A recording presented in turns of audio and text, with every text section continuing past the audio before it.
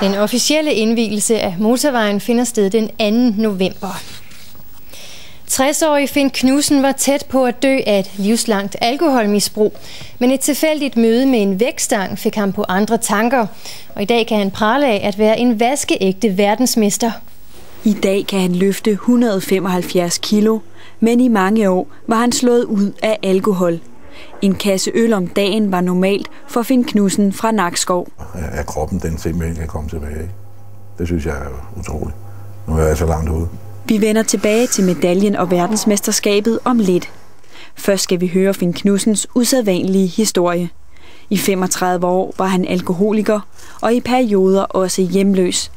En livsstil, der blandt andet betød skilsmisse og 2 børn, han ikke havde kontakt med i 11 år. Sådan er det, når man drikker. Det er en selv, det drejer sig om hele tiden. Det er jo ganske forfærdeligt. Og man er fuld af løgn, ikke? Altid. Man lyver konstant. Det sidste, tror man selv på det. Alt det, man har betalt. Det er ganske forfærdeligt, ja. Men det er der ikke nogen, der kan holde ud at leve med. Til sidst var Finn Knudsen så langt ude, at lægen ikke gav ham mange chancer, hvis han fortsatte drikkeriet. Jamen, han sagde, at hvis ikke jeg stoppede, så blev jeg ikke ret gammel. Så vi var ved at nå inden. Finn Knudsen tænkte, at hvis han ville nå at redde sig selv, skulle der ske noget. Så for 6 år siden tog han til åbent hus i et fitnesscenter.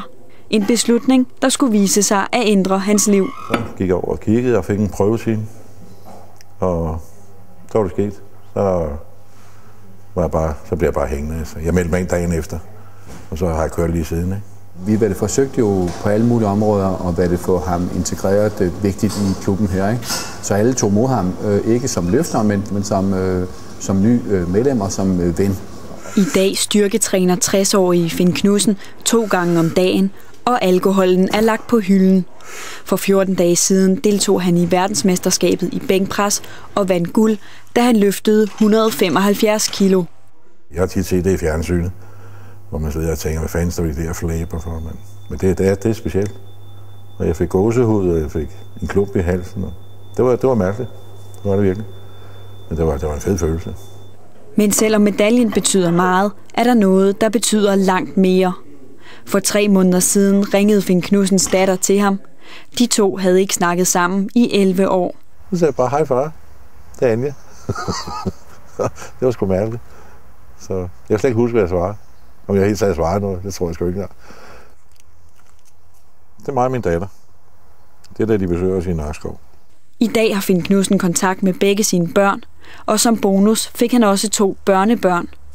På mandag stiller han op til endnu et verdensmesterskab. Alt sammen noget, han aldrig havde troet for 10 år siden. Nej, det skulle jeg ikke troet på. Jeg har jo ikke engang troet, at jeg blev 50 jo. Flemming Knudsen blev verdensmester i 100-kilo-klassen i aldersgruppen 60-69 år.